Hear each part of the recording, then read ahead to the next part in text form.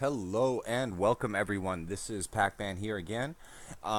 In today's video, we're going to do a little bit more focused of a discussion. I'm going to be going over notes and whatnot. So here we go. Um, how modern tech has destroyed gaming. Now, in my previous video that I had, recorded with the intention of it being more of an informal rant, this one is going to be sticking more to the notes, and this one will be definitely more focused. That last one was a little bit of a ramble, I can admit, but this one is going to specifically be on the aspect of modern technology, the capabilities of it, and why it has bred laziness into the gaming industry. Let's see, if you watched my last video, I don't blame you if you didn't. It was kind of long-winded and whatnot, but I'm an old school gamer. I started playing video games in the late 80s, both computer and console games. Been switching back and forth over the years, but lately I'm mostly a computer gamer. Um, as I mentioned in the previous video, games of the past, they used to release in a more completed state and were more play tested until all the major bugs were ironed out and were generally a good product, um, you know, compared to the time in which it was released, a quality product for the time. I say that with a grain of salt because, yes, there's always been bad video games. There's always been games that they rush out that are just, crap quality, but that's for a different video. Um, okay, so previously, a game company had one shot, one real shot to release their game. And really, it was their only chance to get it out to the market.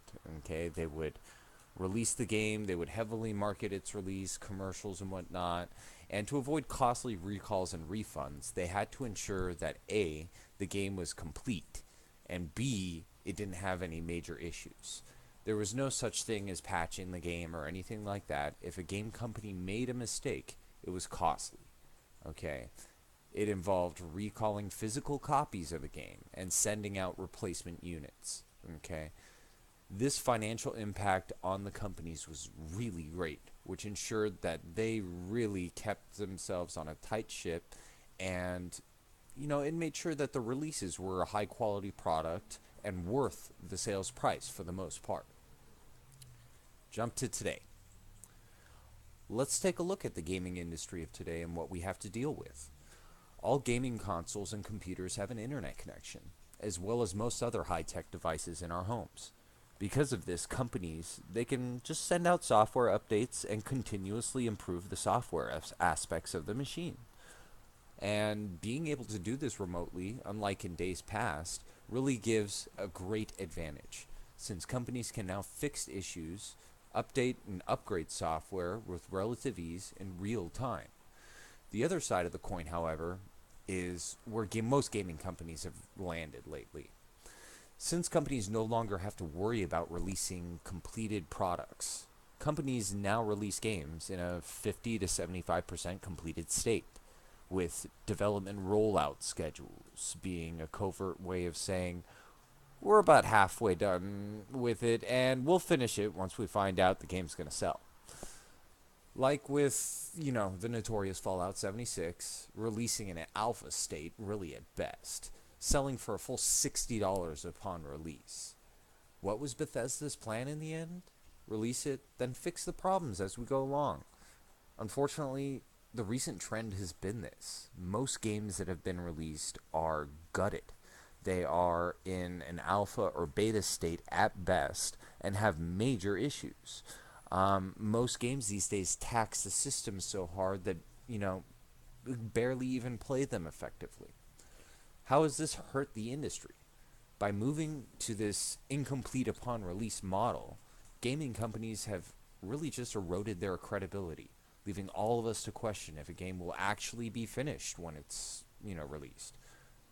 Which, it doesn't just hurt us as players, but, it hurts the companies too, because their bottom lines eventually are going to decrease as people get more fatigued with this halfway done BS upon release.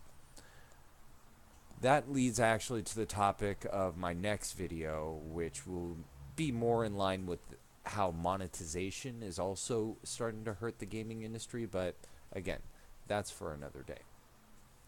So, in closing, I'd like to say that because it has become acceptable for companies to release incomplete products to us and expect us to wait as they patch and patch and patch and patch the game, all it's doing is hurting everybody in the end.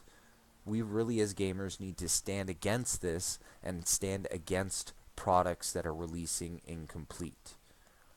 Game companies really need to get back to what they used to do and do well, which was release a completed and high quality product that was worth the sales price. Unless they want to start releasing games free to play in a halfway done state, which I would accept if it's free to play, that's one thing. But when you're, buying a game for $60, $70, I'm sorry, but that's not okay with me. I do not buy a car expecting it to have constant problems and have to keep on taking it back to the dealership to get fixed. If I buy something, sell it to me without it being broken to begin with. Thank you very much. Thanks for watching. If you like, have a comment. I always take constructive criticism. Subscribe if you'd like. If not, I understand. I'm kind of boring. But thanks anyways. Have a great day, guys.